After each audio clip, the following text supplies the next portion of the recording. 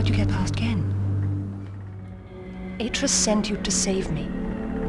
But if Gen gets back to Dunny, he'll kill him.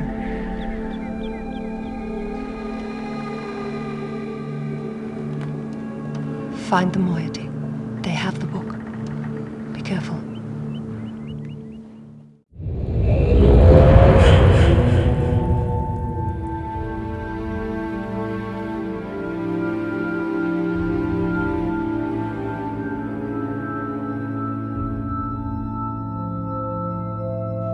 Okay, we're almost there.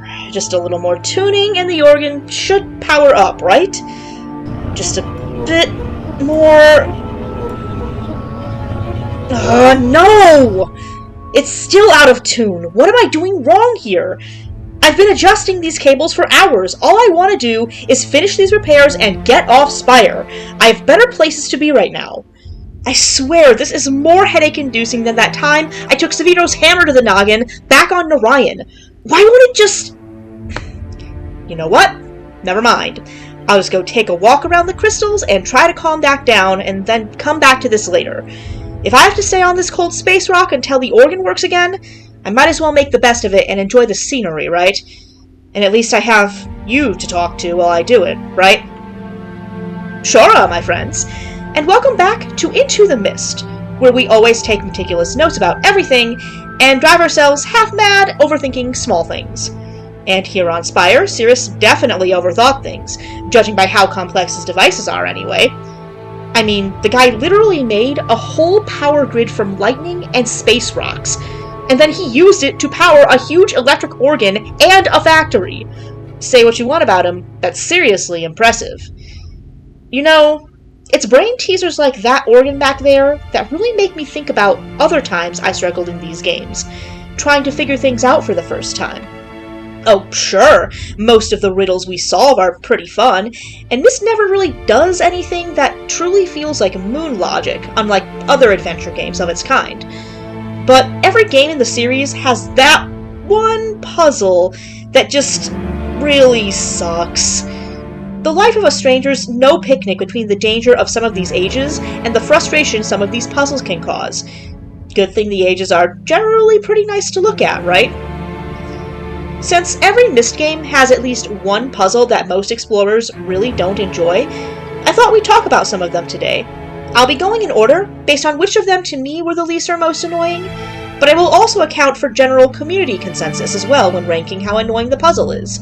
Non-puzzles, though, like the confusing navigation on Haven or Adana, or those based on sheer observation that's very obtuse, like that one wooden eyeball in the jungle on Riven, you know the one, don't count here.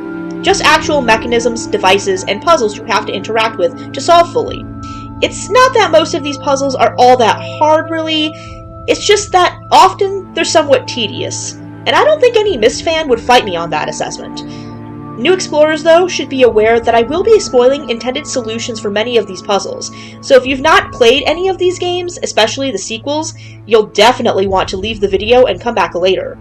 Now prepare yourselves for some Dunny-style gamer rage, and try not to crash out too hard. Here's the top 10 most frustrating puzzles in Myst.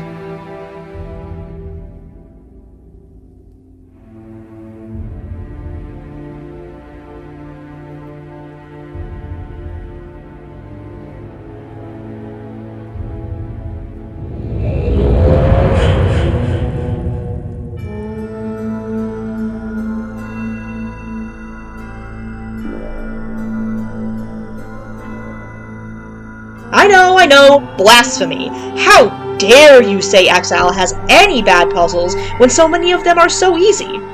I agree, put the hammer down, Savitro, I'm not here to fight you on it. Exile genuinely has no poorly designed puzzles in it. It's a very tightly woven lattice tree of a game that has very few flaws and, if anything, is often critiqued for being too easy. But there is one puzzle I think sticks out in terms of being a little bit tricky and kinda mean, if you're not keyed into Exile's style of just observing the ages to solve them, instead of trying to do it the hard way, and that's Libra's lever over an Amateria. Libra's lever is simple in theory. You have to balance this big lever with the correct fulcrum placement and weight so that when you drop an ice ball onto the track, it rolls over without smashing to bits. Originally, the brothers only had to find the proper fulcrum placement, but thanks to Savidro's sabotage, now you have to also find the proper weight ratio to balance this small counterweight on the end. And in fact, it's the only puzzle in Exile that might require you to backtrack to solve it if you didn't remember to play around with Savidro's fidget toys in his lair. And backtracking really isn't all that fun, though this is the only time you might have to do it. It's really not that hard to figure out this puzzle with some simple observation about the materials used.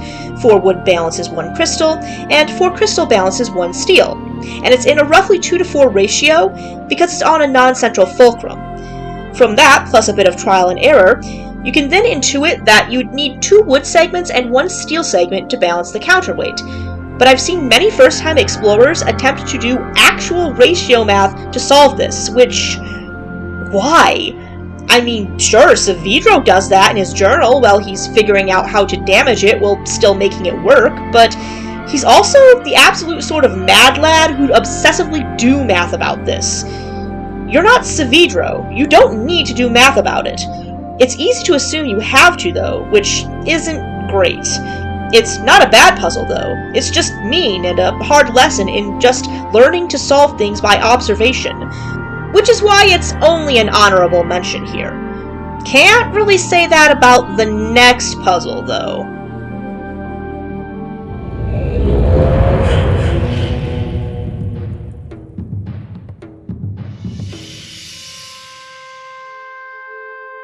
I swear to the maker above, if you guys don't get your act together and actually understand what I'm trying to say, I'm going to throw this tablet off the highest mesa in Totalmer, and you can handle your own freaking golden tablet problem, Yisha. Not so much a puzzle as it is a mechanic, and thus only an honorable mention as a result. It's really no secret that the Bahro tablets and their glyphs are heinously finicky, with the Bahro themselves coming off as annoyed cats when you're just trying to ask them to pretty please, Mr. Bahro, make Lakion have a windstorm for pity's sake. I've been trying to communicate with you for 10 minutes. The issue appears to be that the drawing system is a bit too precise in what the game's AI wants, which is really annoying when you need to have pixel-perfect exact drawings for some symbols, but weirdly enough, not for others. It can be really hard to tell if the Bahro just didn't understand the symbol or if you drew it wrong, with the worst offender being the lab symbol on Noloben.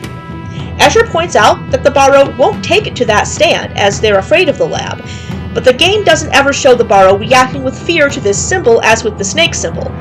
Instead, they just pick it up and put it on the linking bubble slab, which reads as if the game didn't understand what you drew. You can even, as with the heaven aligning symbol in Totalmer, draw a symbol exactly the way it looks when you find it, but because you were a little bit off, the Bahro will still not understand it. This gets really annoying really fast, and it's why the game has such a mixed reputation as a result. Maybe if Cyan had more time, they could have refined this idea, and this wouldn't be so frustrating the entire time you're exploring End of Ages. But it could always be worse. There's always the next puzzle.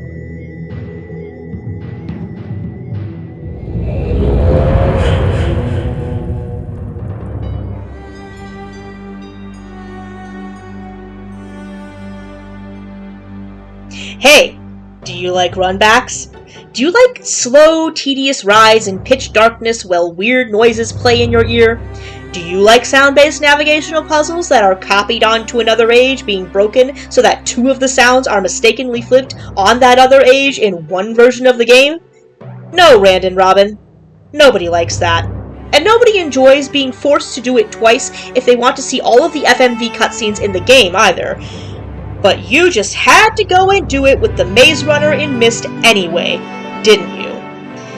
The Maze Runner in Selenitic is infamous for good reason, and that's because it's really tedious. It can also be confusing if you're not the best at navigation, even if you do understand that each sound correlates to a cardinal direction, and each combined sound is one of the secondary directions. It's so confusing for some people that some poor souls still have the entire Maze Runner track mapped out in full into their Myst notes to this day. Depending on who you ask, it's either annoying but easy or frustratingly hard. But either way, if you want to see both Cirrus and Achenar sides of the story, you need to do it twice. Because you can't carry more than one page at a time until the VR version. And maker forbid if you decide you need to go to Selenitic a third time just to explore it. Because then you'll have to do the Maze Runner again. Let's just say there's a very good reason that the VR remake lets you carry multiple pages at once. And also a very good reason the Millers never designed a puzzle like this ever again.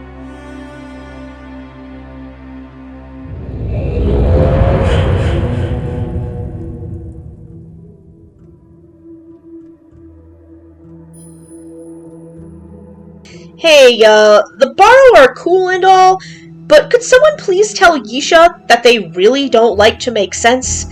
Because they really don't like making sense.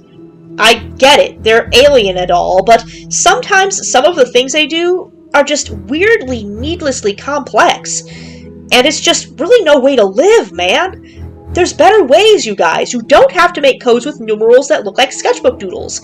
You can link anywhere you want by yourselves, for Yavo's sake. Just invent something better than keyed locks and perspective puzzles already. If it's not clear by this puzzle's inclusion in this video, I don't like Nolaben. Sorry, I just really do not care for Nolaben as an age or for its puzzles. And the particular puzzle that bothers me the most in Nolaben is this one. The Bahro numbers that you peek through the lab windows at, because frankly, it's just an interface screw. You have to first get the Bahro to make it rain so you can learn a set of 4 Bahro numbers and what spot they go in for the code dial thingies. I don't know what these are called, do you? You then need to go learn what those numbers actually are to get the proper code. And you do that by looking through these small numbered windows on this big rock to find out. But there's a problem. The number you're looking at on the inside doesn't correspond to the window you're looking through. It corresponds to the window that's opposite of that. So you think you're looking through window number 3 and the number you see is 3, but it's actually 9. Then you waste time trying to figure out symbols and where they should go on these 4 input stones, when all you have to do is match them so you can open Escher's lab. It's a very unrefined version of the much better Dunny to Rivenese numbers in the Riven remake, with little indication of how to orient yourself and a confusing perspective puzzle that harms more than it helps. I get that End of Ages was on a tight schedule and budget, but come on, Cyan! You couldn't have thought this one through a bit more?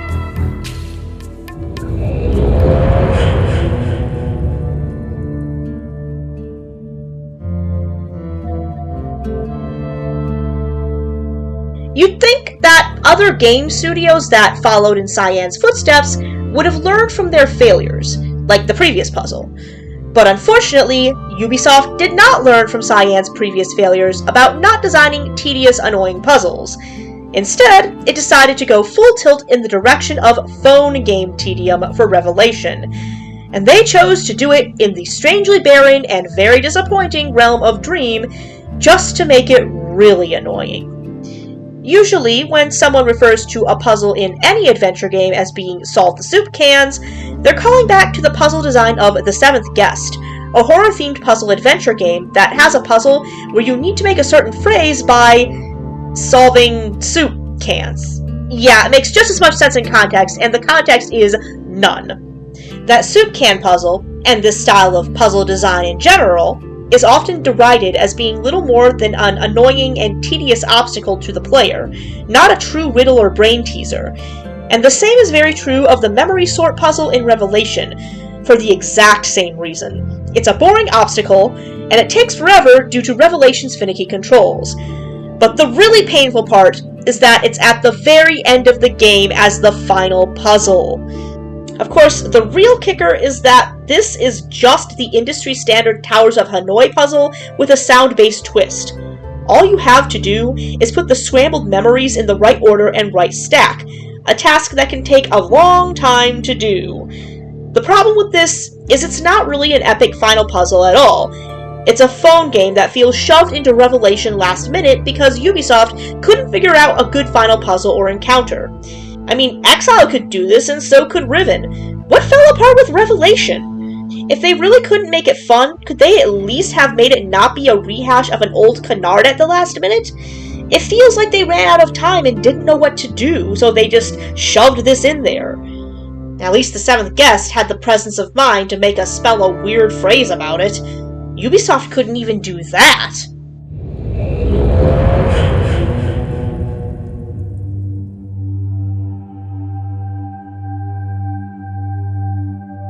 You know what? I'm just gonna say it, and I don't care who this upsets. Riven might be a masterpiece and untouchable and all that, but it has some really, really obtusely unfun parts to it, and I don't think that's an understatement. Yes, the world design is peak, yes, the puzzles are fantastic and challenging, yes, the music and plot is untouchably phenomenal, but you are straight up lying through your teeth or some kind of weird masochistic Gen acolyte if you're telling me that not one part of Riven ever frustrated you or made you want to at least look up a walkthrough about it. And odds are, if you're like most explorers, the puzzle that finally cracked your brain apart like the islands themselves and made you curse Gen for his paranoia and hubris was probably the infamous Waffle Iron, aka the Great Golden Dome puzzle in the original Riven from 1997. The Waffle Iron lives in infamy for several reasons, despite actually being a really cleverly designed way to make the player put a bunch of all the little pieces of Riven together into one thing. To confront Gen, you'll need to open these 5 small domes around the islands with a code that you find. But that isn't all. You also have to figure out what colors they correspond to, and power them up. How do you do that? By placing colored power marbles in the right locations on this large grid that represents each island in the form of a tetramino. And how do you find that out? By going to Survey Island and doing hard-to-see topography about it. There's so many places the marbles could go that you're better off just drawing the shapes and hand mapping it on graph paper or something. But that becomes an issue with Boiler Island, which is a big square that breaks down into 4 smaller squares and has its dome underground, making it really hard to tell where it actually is, especially when you rotate the map segments. If that's not enough, you might have to backtrack between the Great Dome and Survey Island multiple times just to get the colors and placements right, and even then it's just so complex. This puzzle is actually so bad for some people that it has killed entire runs of the original Riven. People will literally get stuck on this puzzle so badly that they quit the entire game over it. Is it any wonder the remake changed it to be a bit more streamlined? Come on, you dunny tyrant, I get that you're paranoid, but did it have to have this many pieces and codes to it? Did you really have to make it this tedious to solve? Or are you just that bad at designing things that work? By the maker, I want to punch this guy for his nonsense! Curse you, Gen! Curse you!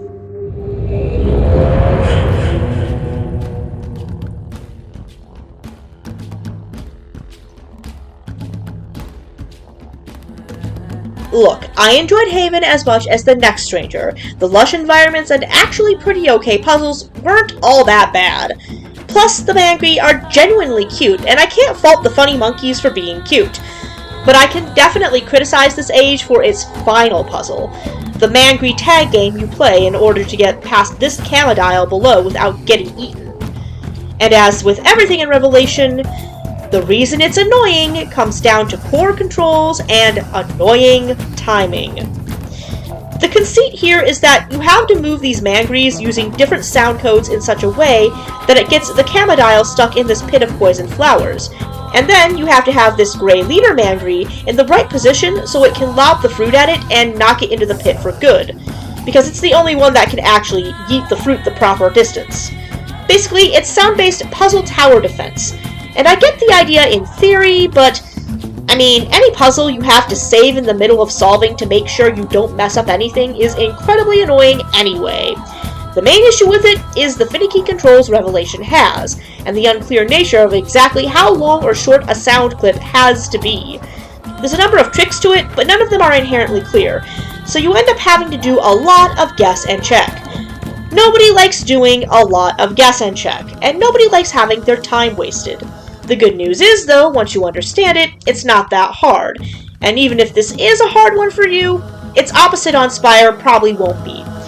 But it does require meticulous note-taking and observation on a time limit. one that was badly bugged at launch to make this extremely unforgiving and needed a patch to fix. Speaking of which...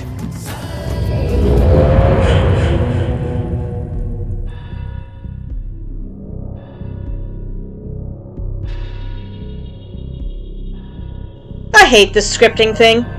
Look, I get it. Spire's not exactly the most fun age to be stuck on to begin with, being as cold and desolate as it is, but all the same, Sirius tried to make the most of it, didn't he?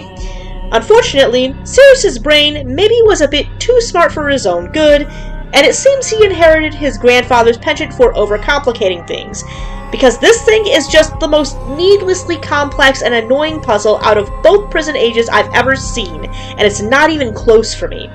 And just like Haven's Mangree puzzle before it, that irritation all boils down to the timing and the awful controls of Revelation again.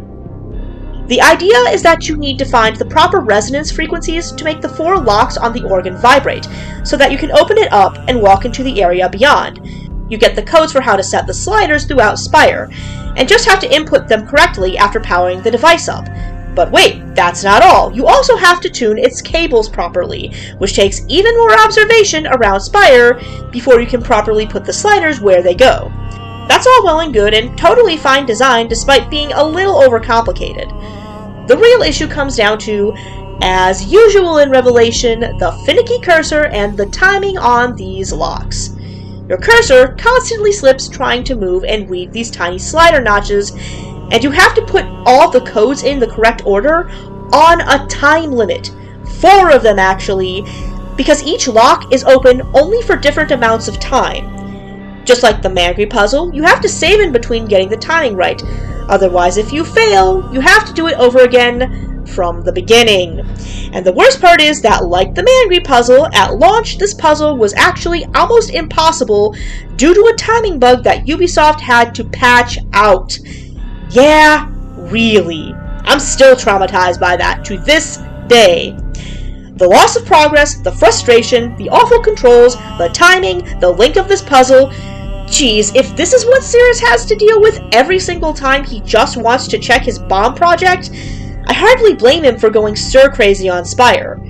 This nonsense is truly awful. I'm still upset about it. But at least it's trying not to waste your time, unlike some other puzzles on this list. Case in point...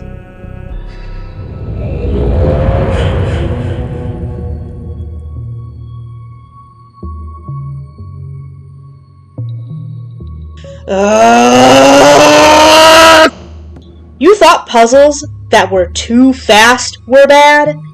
Try a puzzle being too slow. There's nothing worse in any game than parts that waste your time. And while the infamous Bahro timer cave puzzle to get a code needed for elsewhere wasn't intended to be a time waster, that's exactly what it became when it was ported from Uru Live to the single-player DLC version Uru: The Path of the Shell. You see, the issue comes from the fact that Uru was meant to be a live online multiplayer experience, not a single-player game, and so several of its puzzles that were meant for co-op had to be reworked entirely for single-player.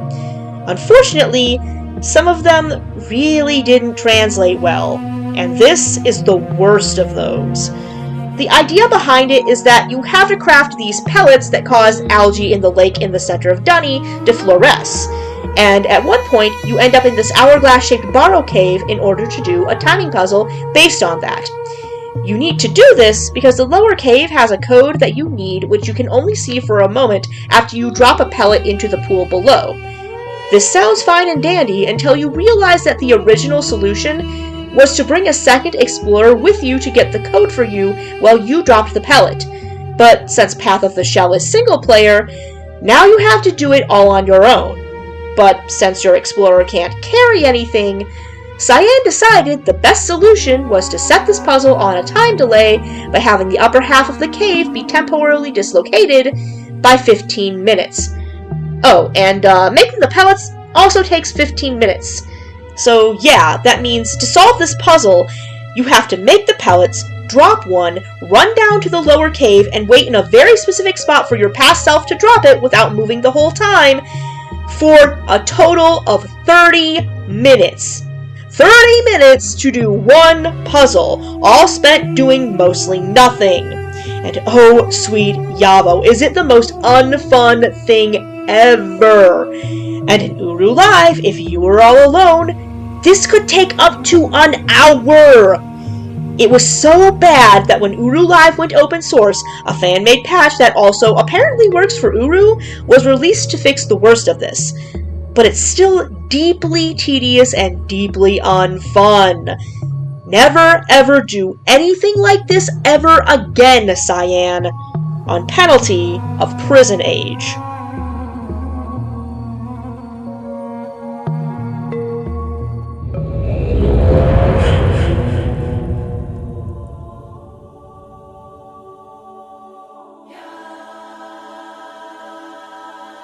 Oh, you thought I was done tearing Revelation a new Starfisher? Not yet, old friend. Not yet.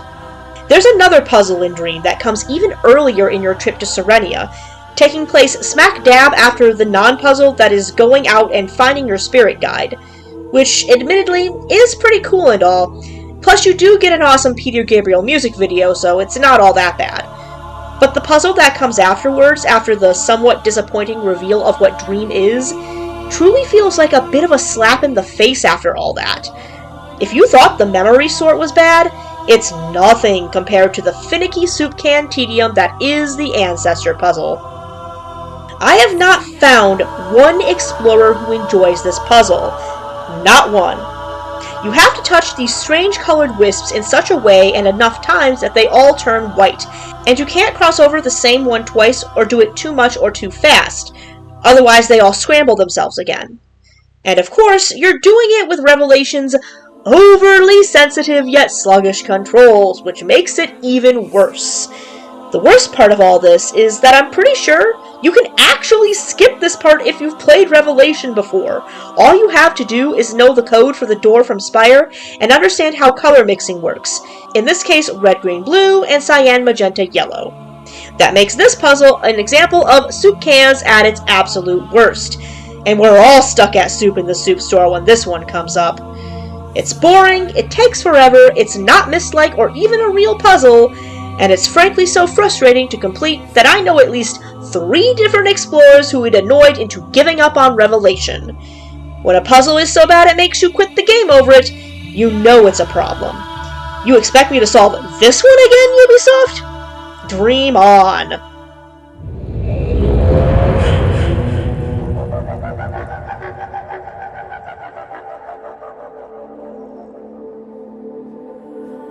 Oh dear sweet Yavo, no, not this puzzle. Anything but this! I swear, I'll do anything. I'll exile myself to Jananin for 20 years. I'll willingly go jump in 233's acid water. I'll even go do the Maze Runner 10 more times. Just please, please don't do this. Not when better puzzles could still be out there. I can't handle those damn Fireflies and those finicky baskets again. Have mercy, Cyan. I can't go back to Eater Gira again. Please, I can't do this again. I can't! Do you like finicky element-based puzzles and kicking baskets around than doing physics-based puzzles with controls clearly not meant for that? No, of course not. Don't be absurd. Nobody enjoys those things, Rand. And yet, you chose to do this to us anyway. Why? Why are you like this? Eater Gira is meant to be a nice little garden age with a fun platforming puzzle. But unfortunately, it's just an age that has a puzzle nobody likes because Cyan doesn't really do platforming puzzles that well. I can't think of any explorer I know who actually likes this age all that much, and it has to do with this one specific puzzle. You see, the idea is you have a dark tunnel with a journey cloth at the end that you have to touch, but your only source of light are these fireflies that are flying around. The issue is, they're scared off by water, wind, and sudden movement of any kind, including jumping more than once. And so you have to push these baskets over to any water and then walk across them. But the physics on them and your character are so weird that oftentimes you'll just slip off the baskets into the water, and you can only jump to correct yourself about 1 time. Do all this time wasting finicky platform tedium correctly, and you get a Relto page and the journey cloth for your trouble. But was it really worth it? It's an irritating platform physics puzzle in a Myst game, which really stands out egregiously as annoying in comparison to everything else, which isn't nearly as bad. Either gear up, get out of here, and take your stupid Fireflies with you. You're not fun, your puzzle isn't Myst-like, and nobody likes you. Your puzzle genuinely isn't worth the book or ink you were written in. And no, I'm not taking that one back.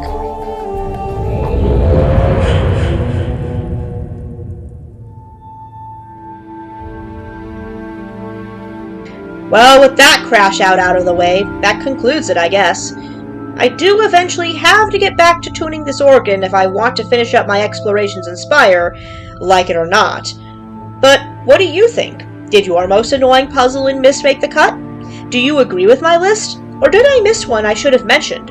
Drop a comment below and we can chat about it after I finally get this Nara lock to vibrate properly. Or better yet, subscribe and hit the notification bell so you won't miss any of my new discussions about the Dunnyverse. Seriously, please, don't leave me high and dry solving these brain teasers alone. I really don't want to end up like Savidro did. Your kind comments help me stay sane and keep me company on these ages, always brightening my day. Chevashem for hanging out with me today, and I'll catch you on the flip side. Now, if you'll excuse me, I better get back to work on these repairs. Stupid scripting spider chair that I hate.